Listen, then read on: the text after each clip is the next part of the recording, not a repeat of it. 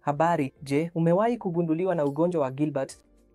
Hii ni hali ya kawaida ambapo kiwango cha bilirubini hubaki juu.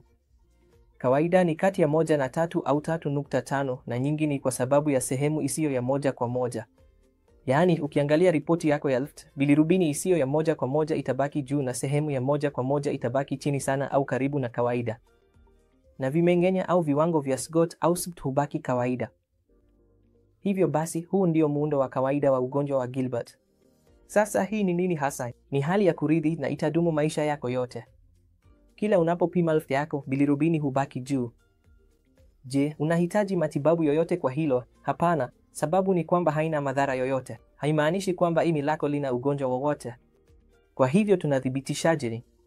Kuna kipimo cha vinasaba kinachoitwa UT1A1 na ni cha gharama kubwa na hakihitajiki kila wakati.